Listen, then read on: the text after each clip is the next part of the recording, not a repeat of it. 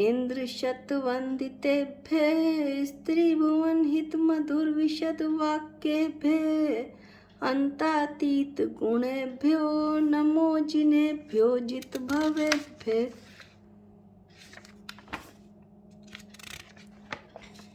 पहले 6 श्लोक जो अमृत चंद आचार्य दयादेव द्वारा विरचित हैं, पंचअस्तिकाय संग्रह नामक टीका लिखने से पहले उसका पहला, दूसरा और तीसरा श्लोक हमने पढ़ लिया था। पहला श्लोक मंगलाचरण के रूप में है। सहजानंद चैतन्य प्रकाशाय महीयसे नमो नेकांत विश्रांत महिमने परमात्मने। इसमें परमात्मा को नमस्कार किया गया है। दूसरे श्लोक में आचार्य देव जिनवाणी की स्तुति करते हैं। तीसरे श्लोक में पंच अस्तिकाय संग्रह नामक शास्त्र की टीका समय व्याख्या रचने की प्रतिज्ञा करते हैं। इन 3 श्लोकों का हमने अध्ययन कर लिया था। आज हम चौथे श्लोक से अध्ययन शुरू करते हैं। चौथे, 5वें और 6ठे श्लोक में टीकाकार आचार्य देव अत्यंत संक्षेप में बतलाते हैं कि इस पंच अस्तिकाय संग्रह नामक शास्त्र में किन किन विषयों का निरूपण किया गया है, क्या क्या विषय बताए गए हैं। चौथा श्लोक पढ़ते हैं। पंच अस्तिकाय षट द्रव्ये प्रकारेण प्रारूपणम पूर्वम मूल पदार्थानामि सूत्रकृताकृतम। यहाँ प्रथम सूत्रकर्ता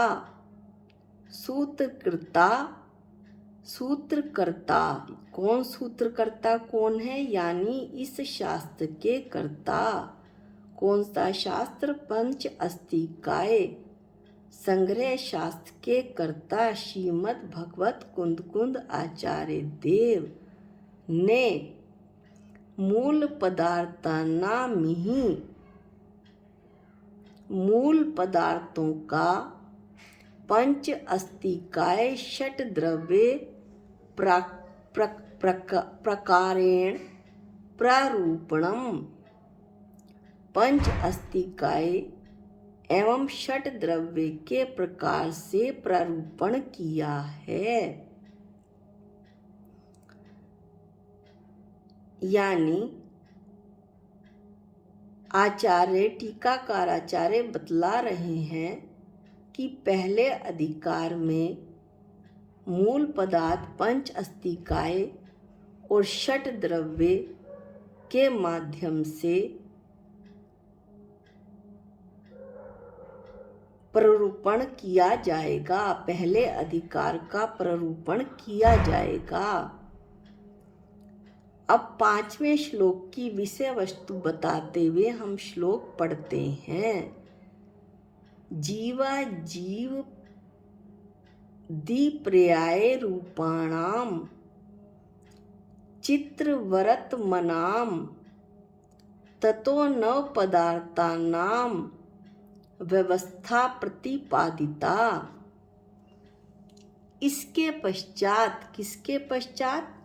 पहले अधिकार के पश्चात दूसरे अधिकार में जीव अजीव दीपर्याय रूपाणाम, जीव और अजीव इन दो की पर्याय रूप न पदार्थानाम व्यवस्था प्रतिपादिता, नव पदार्थों की व्यवस्था को प्रतिपादित किया गया है।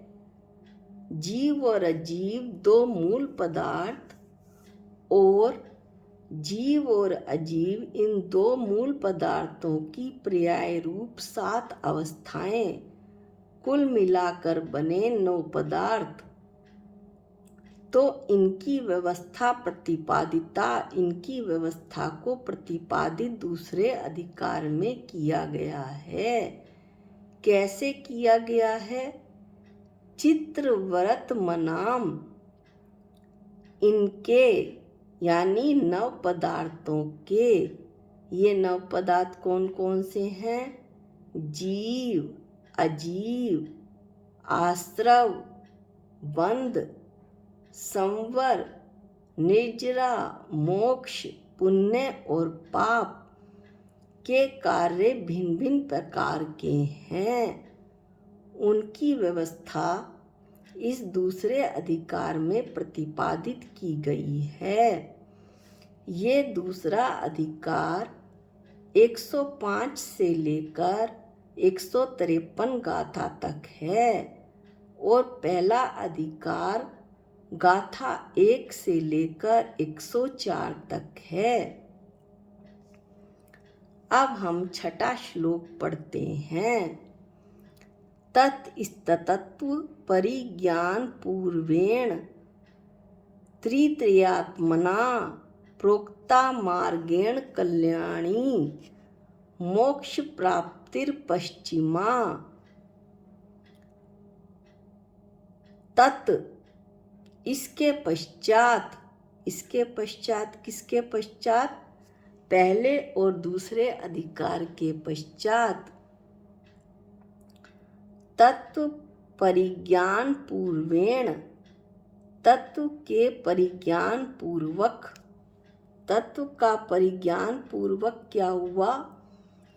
पंच अस्तिकाय, षट द्रव्य तथा नव पदार्थों के यथार्थ ज्ञान पूर्वक।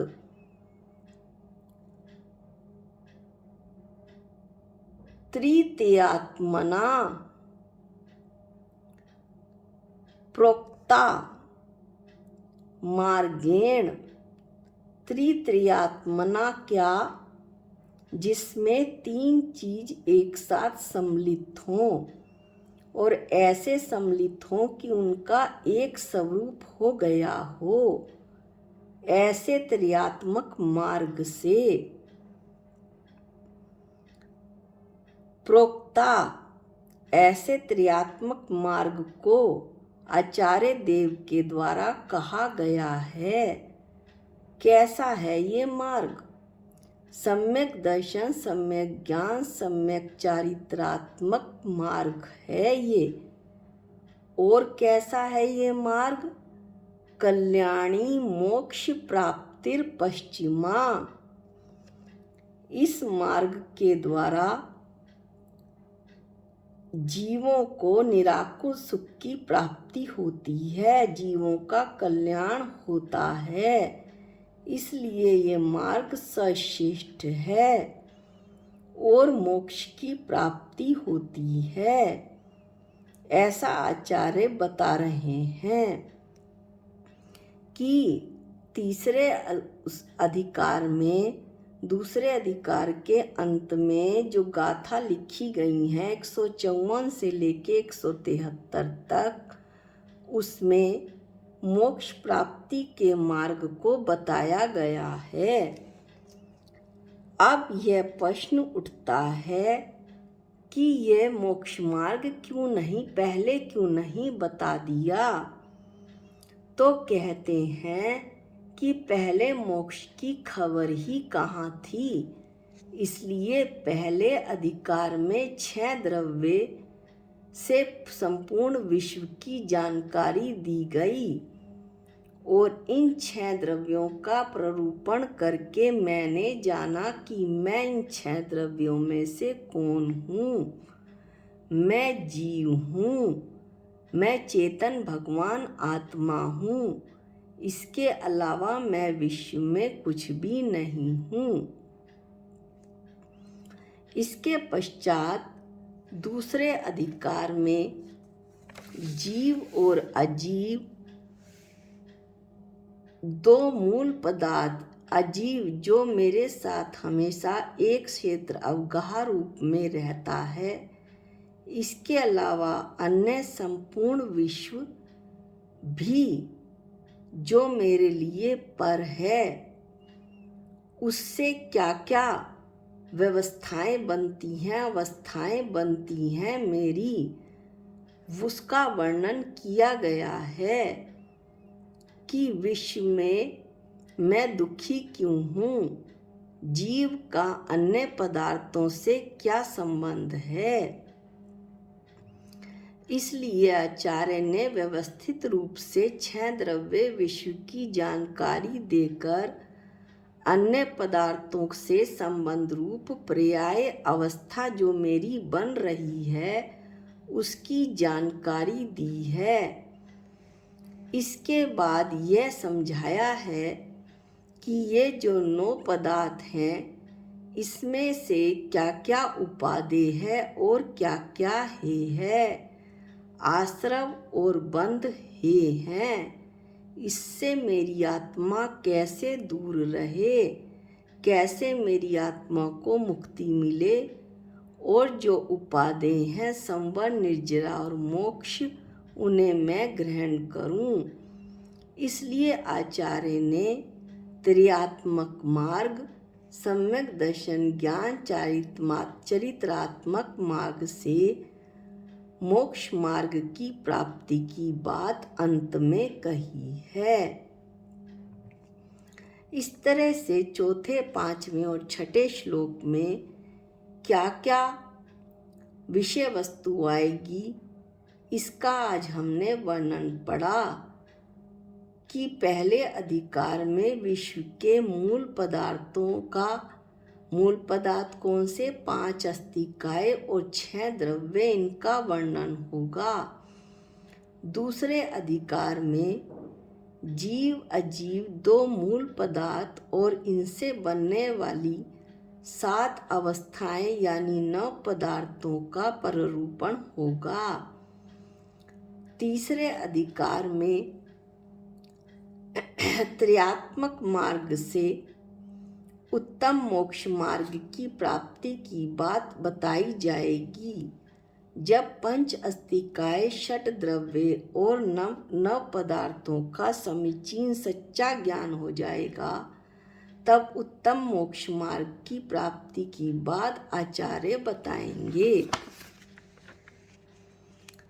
अगले वीडियो में हम श्रीमद् भगवत कुंद आचार्य देव द्वारा विरचित गाथा सूत्रों का वर्णन आरंभ करेंगे, जिसका कि हम पहली गाथा 1 का मंगलाचरण रोज करते हैं, प्रतिदिन करते हैं। इंद्र शत वंदितेभ्य स्त्री भुवन हित मधुर विशद वाक्येभ्य अंतातीत गुणेभ्यो नमो जिनेभ्यो जित भवेभ्य।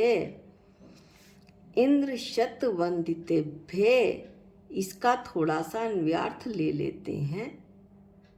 पूरा विवरण अगले वीडियो में करेंगे। इंद्र शत वंदितेभ्य, जो 100 इंद्रों से वंदित हैं।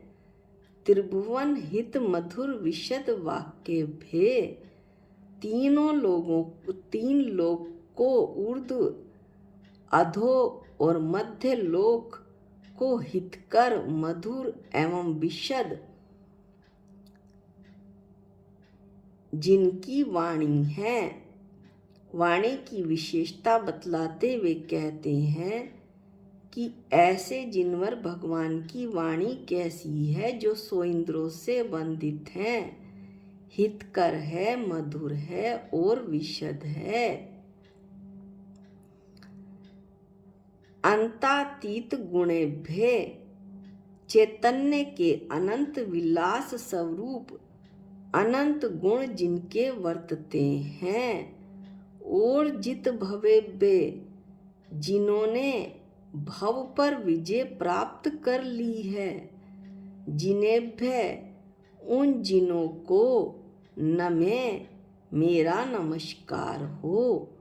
ये श्रीमद् भगवत कुंद आचार्य देव गाथा सूत्र का अवतरण करते हुए गाथा 1 में जिन भगवान को नमस्कार कर रहे हैं। अब इसकी टीका का वर्णन हम अगले वीडियो में करेंगे। आज के लिए इतना ही। निज निधि निज में बताई, ये अनंत उपकार है, इसके लिए जिनवाणी माँ को वंदना अनंत बार है, वंदना अनंत बार है। सबको जय जिनेंद्र।